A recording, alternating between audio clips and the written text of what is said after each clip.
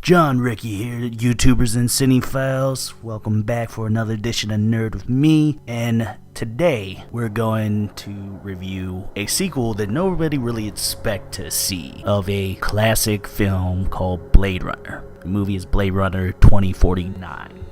But first, let's talk about the original Blade Runner that came out in 1982, 35 years ago. And it was panned.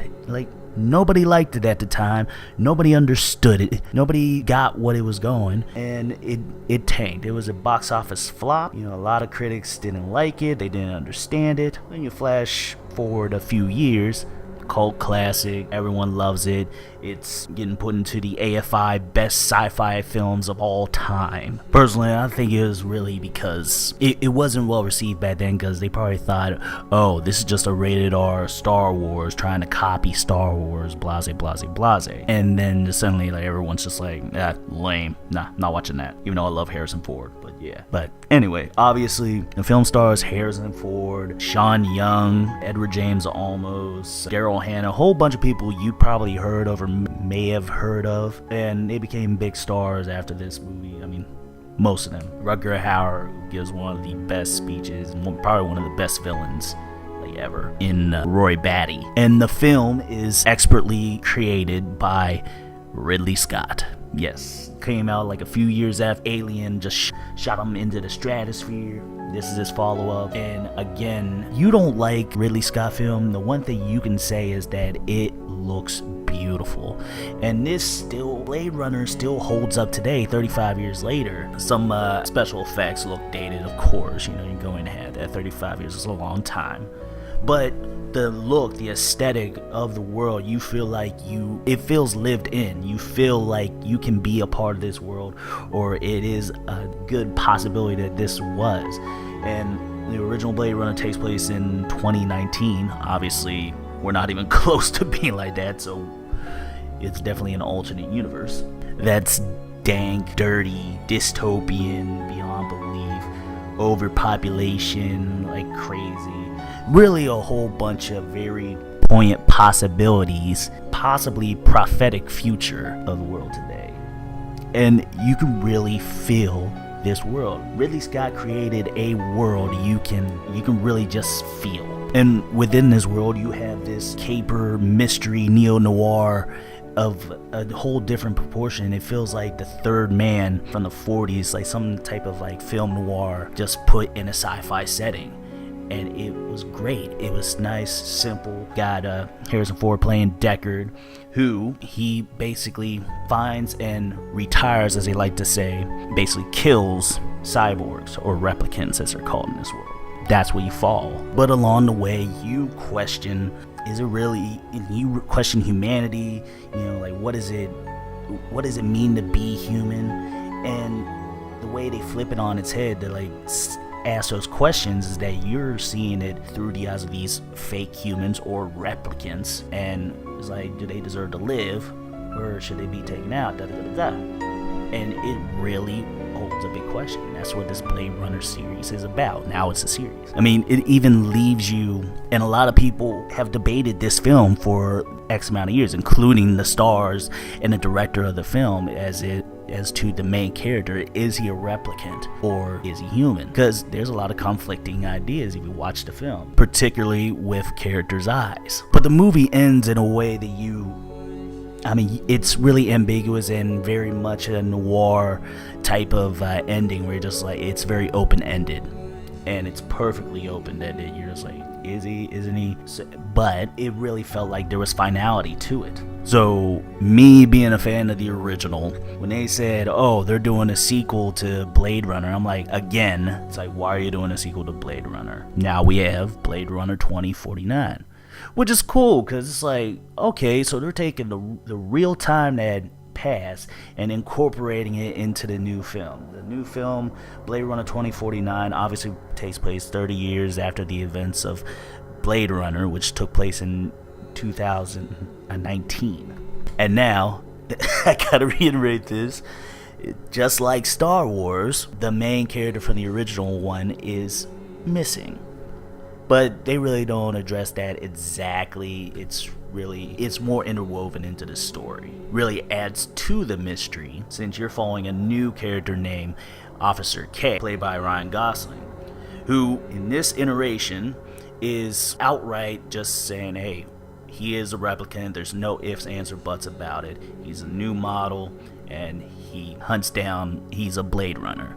So basically, kind of from my perspective, he's kind of like an Uncle Tom, so to speak, where he hunts his own kind. And when this movie starts, I mean, you're following Officer K, and he's on the hunt. He's hunting for this one cyborg played by Dave Bautista.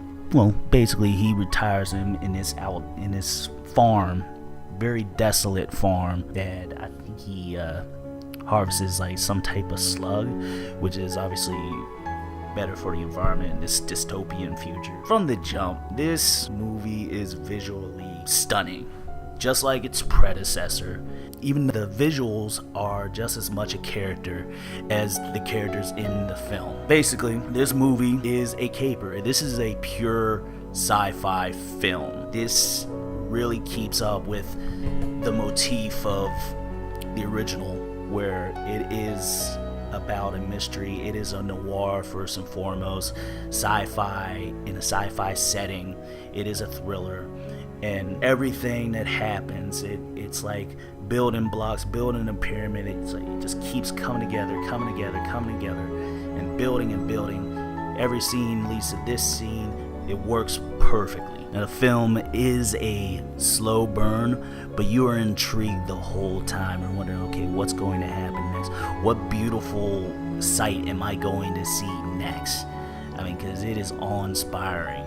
Because the visual look of this film, the cinematography by Roger Deakins, my God, he is steadily becoming one of the best cinematographer I have ever seen. He's done Sicario, which is also directed by the director of this film, Denis Villeneuve, who directed Arrival a year or two ago, and that was amazing itself. Did Skyfall, Shawshank Redemption, No Country for Old Men. I mean, man, this film, again, like the original, you feel like you can just step right into this world, even though you really don't want to live in this world because it's dystopian to the nth degree, and it's just, wow, it is really haunting. You feel like this could happen. Not only that, but like story-wise, everything from like the technologies that they showcase in this film feels like it's an extension, it's a build upon what you already seen in the original, and a natural progression to where it's at in this film as a connection to the first film, with everything from the replicants to the technology that they use to like take photos or whatnot, you know, like drones and so on and so forth, trackers.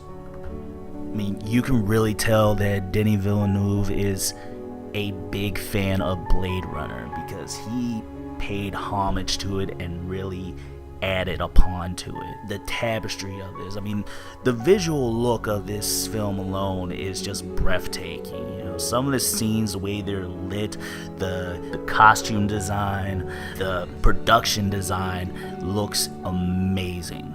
And the cast and characters work so well. The way that they incorporate Harrison Ford into the storyline works so organically. I mean, it's really just perfect the way they orchestrated it and really connected the two films together. Basically, this is like a second part, you know, just a companion piece to the original one in both a big way and small ways at the same time. The themes are there strong. The themes about humanity, what it is to be human, what makes us human.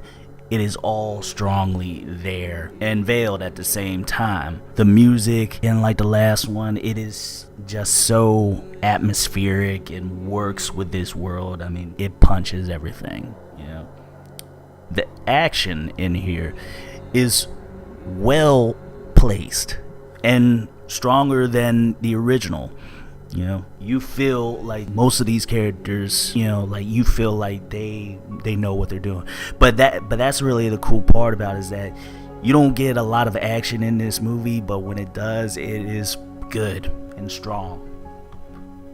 and you're not relying on it, and that's what's great about it. It's more about the mystery, more about the atmosphere, more about the human themes of this film. And I'll tell you, man, you know what? Denis Villeneuve, the director of this film, he has become the new Christopher Nolan to me, whereas like he has not made a bad film like yet, and this is just another continuance of it.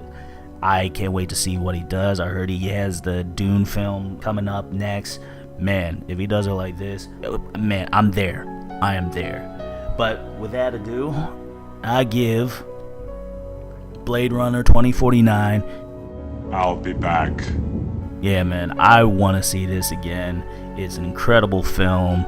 Check it out. I hear that it's a box office failure right now, which I expected, because it seems like it's right in the vein of this series, is that they're going to flop. It's a great film. Definitely need to check it out. Let me know what you think about it. Have you seen the original Blade Runner? And if you have, see the final cut, or if you haven't seen the final cut, tell me what you think about it.